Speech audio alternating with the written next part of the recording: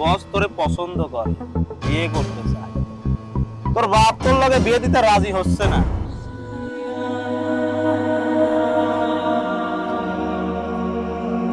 কাকা আর 100 টাকা ভাড়া দেওয়া যায় না? যা কাজ করার নামে খোঁজ দেয় আর 100 টাকা ভাড়া দেওয়া যায় না।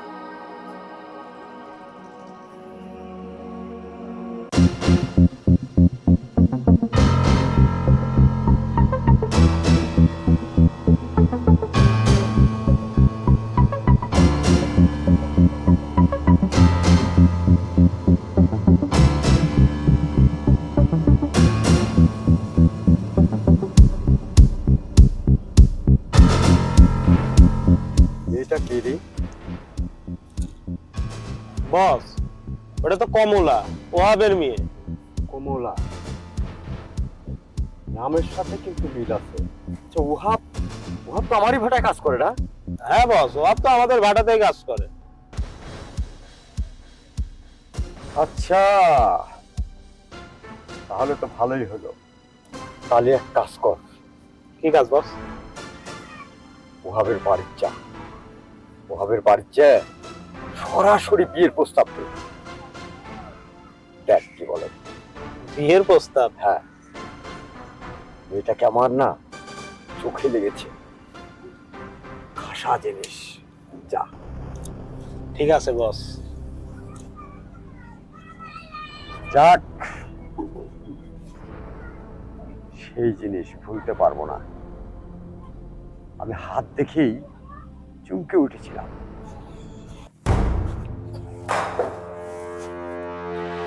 কাকা, ও কাকা, বাড়ি আছেন? দরজাটা একটু খোলেন।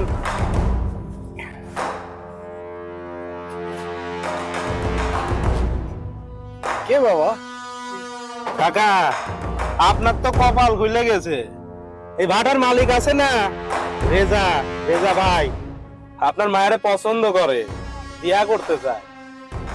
বস যদি আপনার মায়ের বিয়া করে তাহলে তো বুঝতেই পারছেন আপনাদের কপাল খুইলা যাবে। বুঝতেই তো পারছেন, বস যদি আপনার মেয়ের পছন্দ করে বিয়ে করে, আপনাদের আর এই যে এই বাড়িতে থাকতে হইব না, এই ভাঙা বাড়িতে থাকতে হইব না, তখন থাকবেন বসের বাড়িতে, পায়ের উপর পা তুলে বসের বাবার মতো থাকবে। আহ কি শান্তি। বাবা সবই তো আমি বুঝতে পারছি, আমরা হলাম গরিব মানুষ, লেবার খেটে খাই। আমার মেয়ে তো তার সঙ্গে মানায় না বাবা। তাছাড়া তাছাড়া উনি তো বয়োজ্যেষ্ঠ মানুষ, ওনার সাথে তো আমার মেয়ে খাপ খাবে না বাবা, ওনার সাথে আমার মেয়ের খাপ খাবে না। হ্যাঁ চাচা, এত বেশি বুঝতে যায় না। আমার বস রেজা ভাই আপনার মেয়ের দিকে নজর দিছে, আর আমার বসের নজর যার দিকে পড়ে, সোজা আঙুলে যদি ঘি না ওঠে, আমার বস আঙুল বাঁকা করে সেই ঘি তুলতে জানে। বুঝতে পারছেন? মুরব্বী, আপনি যদি রাজি না হন, আপনার মায়ের এমন হাল করবে যে মুখই দেখাতে পারবে না। এই সারি, তোর বাপরে ভালো করে বুঝা, আমার বস তোরে পছন্দ করে, বিয়ে করতে চায়।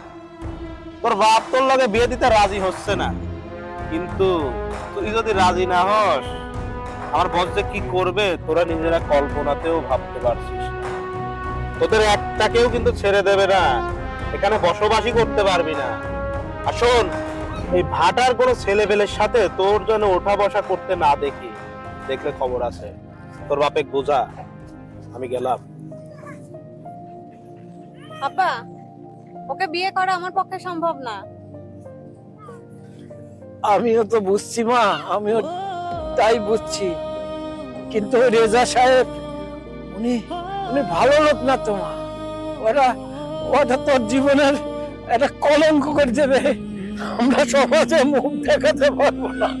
তুমি যত যাই বলো বাবা, আমি ওকে বিয়ে করতে পারবো না, এটা আমার শেষ কথা। তুমি তো জানোই আমি হাসানকে ভালোবাসি।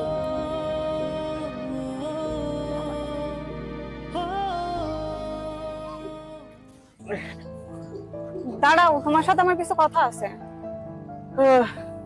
কি ব্যাপার, এত রাগ করে আছো কি জন্য? চাচা কি মারধর করছে নাকি, না রাগারাগি করছে? তেমন কিছু না, রেজার লোক আসছিল বাড়িতে, আব্বাকে উল্টাপাল্টা কথা বলেছে, আমাকে শাসাইছে, বলেছে যে আমি যদি বিয়েতে রাজি না হয় আমাকে উঠাই নিয়ে যাবে, এসে নানান কথা বলেছে। কি রেজার এত বড় সাহস? ও তোমারে বিয়ের প্রস্তাব দেয় না?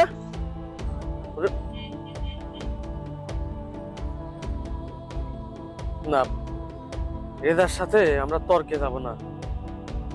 আচ্ছা, সে তো একটা মানুষ, বয়সে তো বাবার বয়সই হবে। আমরা তার ভাটায় কাজ করি।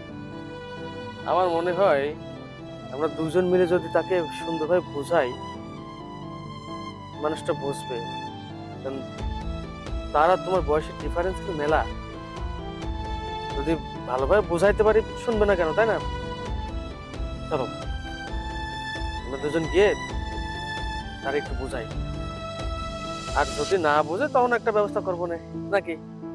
তাও তো অন্তত এবারে হাসি কথা বলো। ঠিকই বলিস, চলো। আচ্ছা, আসো। আরে আসো।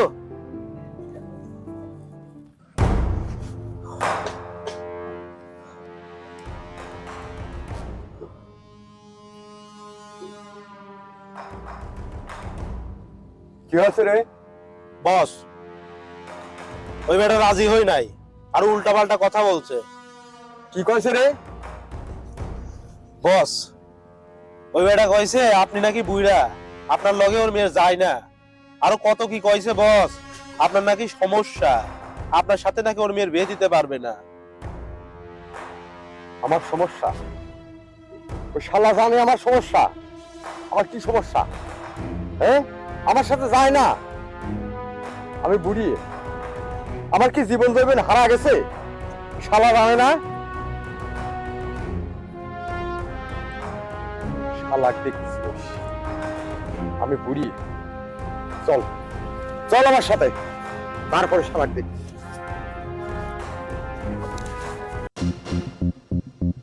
এ ওয়াপ ওয়াপ, এই শালা বাড়া, এ ঘরে কি করিস রে? এই ওয়াপ, কে শালা? কে কে ডাকে? এই যে ডাকা ডাকতেছি, কথা কানের মধ্যে যায় না? ওর কাছে কি কইছিস? হ্যাঁ, কইছিস বলে আমার বলে সমস্যা আছে? হ্যাঁ, আমার কি সমস্যা আছে? তুই আমার কি সমস্যা দেখছিস? হ্যাঁ, আর আমি বুড়িয়ে, আমার সাথে তোর মেয়ে যায় না। এ যায় কি না যায় তুই জানিস? আমি জীবন জীবন হারা ফেলাইছি। শালা, তুমি জবর বাইরে বাড়িয়ে গেছাও। তুমি আমার কথা অমান্য করো, আমারই খাও, আমারই পড়ো, আর আমার পরে টেক্কা মারিয়ে চাও না? শালা ললি টান দিয়ে ছিঁড়ে ফেলা দেবো আমি। আমাকে চিনিস? চিনিস শালের সবার? তুই আমাকে চিনিস? হ্যাঁ, তুই আমার কোন সালে বুড়িয়ে হয়ে গেছি, কানের পর মারিয়ে কান সারা গরম করে দেবো। ওরা কিটা? আমিও ভালোবাসি। ভালোবাসা? ভালোবাসা তোর ছুটিয়ে দেবো না আমি, ভালোবাসা শিখে দেবো না। এই শালি, শালি কৌকে ভালোবাসি, তাও আমার সামনে? দেখছিস সাহস কত বড়? মালিক, ওই সত্যি কথা কইছে, আমরা দুজন দুজনে ভালোবাসি। আপনার কাছে আসতে চাইছিলাম মালিক, যদি ওই। আরে বস, এইটা কেডা? সাহস কি করে হয় বস, আপনার সামনে আপনার জিনিসে হাত দেয় আর বলে আপনার জিনিসটা নাকি ভালোবাসে?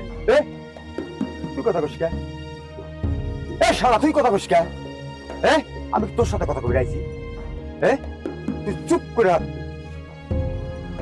হাত ধরেছিস কেন? হাত ছাড়, ছাড়। শালা আমার সামনে উইয়ের হাত ধরে থাকো। তুই ক, উইয়ের কাছে তো অনেক পেশাল বাড়িছিস, এবার আমার সাথে কি পেশাল? কি কব ক? কাকা, কাকা আমি আপনার পায়ে ধরি কাকা, আমি ওর অনেক ভালোবাসি কাকা। ওঠো, দাও। মালিক, যদি কিছু না মনে করেন, যদি আমার কোনো অনুমতি দেন, আমি আপনার সাথে একটু কথা করতে চাই। কি বলবি বল। আসলে মালিক, আমি তো এতিম মানুষ, আমার কেউ নাই। আপনার ভাটায় ছোটবেলা থেকে কাম করে খাই। আপনি আমার মালিক, যখন যা কয়েছেন সব কথাই শুনে চলেছে মালিক। এই যে এই মেয়েটা, এই মেয়েটাকে আমি মেলা ভালোবাসি মালিক। আমি আমি ওরে ছাড়া থাকতে পারবো না, ও আমারে ছাড়া থাকতে পারবে না। আপনি আমারে ভালোবাসার মধ্যে মালিক কাটা হয়ে থাকেন না। আচ্ছা মালিক, একটা বিষয় একটু চিন্তা করে দেখেন তো, আপনার বয়স কত আর ওর বয়স কত? আপনাদের যদি কোনো সময় বিয়ে হয়েও থাকে, আপনারা দুজন কি সুখে থাকতে পারবেন? একটা সময় আল্লাহ না করুক আপনি যখন মৃত্যু হবে, তখন এই মেয়েটার কি হবে? মানুষ নানা কথা কবে। এই মেয়েটার জায়গায় যদি আপনার আপন মিয়া হইতে, আপনার আপন মিয়ার যদি কোনো বয়স্ক মানুষ এরকম জোর করে বিয়ের কথা বলতে, বিয়ে শাদী করতে, আপনার কষ্ট লাগছে না? এই মানুষটারও এরকমই কষ্ট লাগতেছে। মালিক একটু চিন্তা করে দেখেন, আপনার মিয়া মনে করি মালিক আমাদের দুজনের সম্পর্ক মধ্যে আপনি আসেন না মালিক। আমি যদি ভুল করে থাকি আমি মাপ চাচ্ছি মালিক। ওই জন্য আপনার চোখের সামনে আমরা থাকবো না, আমরা এই জায়গাতে মেলা দূরে যাবো। তবুও মালিক আমাদের সম্পর্কের মধ্যে আপনি আসেন না মালিক, দয়া করেন না মালিক। এখন মালিক আপনার মেয়ের জায়গায় ওরে রাহার পরে চিন্তা করে দেখেন যে আপনারা বিয়ে করবেন কি করবেন না। বাস, যথেষ্ট বলেছিস হাসান। তুই আমার এমন জায়গায় একটা আঘাত করে দিবি রে, বড় কষ্ট লাগলো। সত্য কথাটা বলেছিস। আমরা না মাঝে মাঝে হৃদায়ত জ্ঞান শূন্য হয়ে যায়। এই যে তোরা এত পরিশ্রম করিস আমার ভাটাতে, আজ আমরা এত বড় হয়েছি, তোদের পরিশ্রমের ফসল। তোরা দিন রাত পরিশ্রম করে আমাদেরকে কোটিপতি বানিয়েছিস, কিন্তু তোদেরকে আমরা মনে রাখি না। কারণ এই যে একটা ভারসাম্য, গরিব আর বড়লোক, এই জায়গাটা না আমরা অর্থের লোভে আমরা তোদেরকে মনে রাখি না। তুই যে কথাটা বলেছিস, এই মেয়েটা যদি আমার মেয়ে হতো, তুই একদম ঠিক কথা বলেছিস। এর মতো আমার একটা মেয়ে ছিল রে,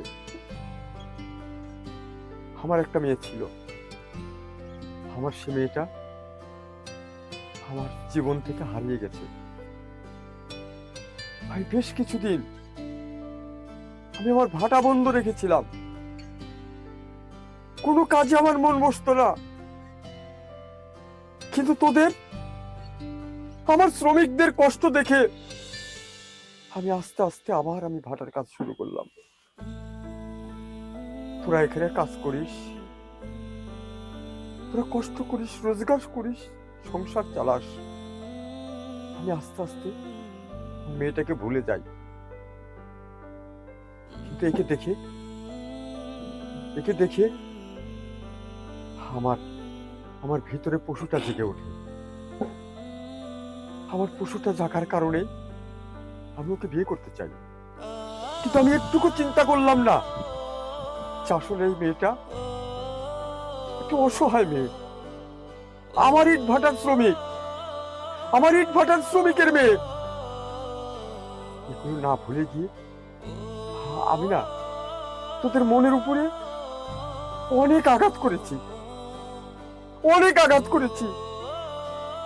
আসলে আমি মানুষ না, আমি একটা পশুর ন্যায় ব্যবহার করেছি তোদের সাথে। আমার চিন্তা করা উচিত ছিল আমার শ্রমিক যারা আছে তারা সবাই আমার সন্তানের মতো। এদের পরিশ্রমে আমরা আজ ধনী, এদের পরিশ্রমের কারণে আমরা আজ কোটিপতি। কিন্তু তোদের মন মানসিকতার দিকে আমরা কোনো সময় তাকাই না। এটাই হচ্ছে আমাদের বড়লোকদের এই দোষ। আমরা এই সমাজটাকে নষ্ট করলাম। আমরা এই সমাজটাকে ধ্বংস করলাম।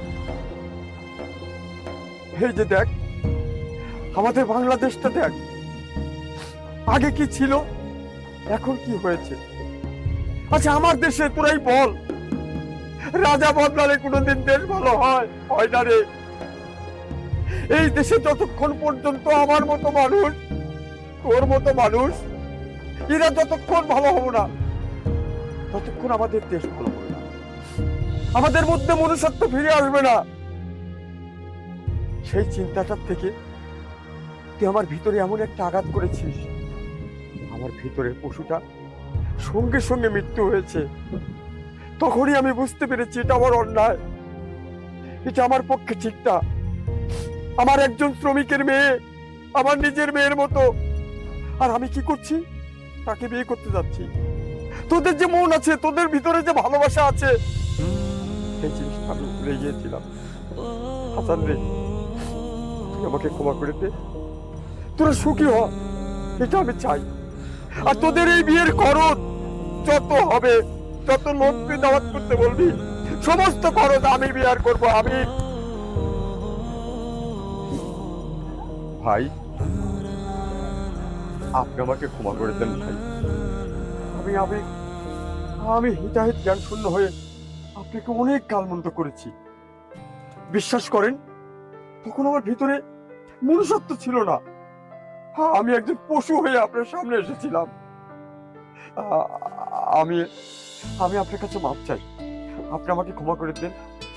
আর আপনার মেয়েকে আপনি ধুমধাম করে বিয়ে দিবেন, টাকা পয়সার চিন্তা করবেন না, সমস্ত টাকা পয়সা আমি দেবো। আমি আমার নিজের মনকে বুঝ দিতে পারবো। আমার মেয়েটাকে আমি বিয়ে দিয়েছি, এটা আমারই সেই মেয়ে যাকে আমি হারিয়ে ফেলেছি। আমার মেয়েকে আমি বিয়ে দিচ্ছি, তার জন্য যত টাকা লাগে আমি দেব। ভাই, আমাকে আপনি ক্ষমা করেছেন তো? ক্ষমার কি আছে, আপনার আপনার এই আদর্শের কাছে আমি চিরদিন নত হয়ে থাকবো, মারে, চিরদিন নত হয়ে থাকবো। তুই আমাকে মাফ কর। আসলে তোর মতো একজন মেয়ে আমার ছিল, এই জিনিসটা আমি ভুলে গিয়েছিলাম রে। আজকের থেকে মনে করবি আমি তোর বাবা, আমার ভুলটা তুই মাফ করে তুই বাবা হিসেবে আমাকে স্বীকৃতি দিস। আর আজকের থেকে তোর স্থান এখানে না, তোর স্থান আমার বাড়িতে। তুই সারা জীবন আমার মেয়ে হয়ে থাকবি। কি কথা বল, থাকবি তো রে মা? যাক। ভাই, আপনার বিয়ের দিন ধার্য করে ফেলেন।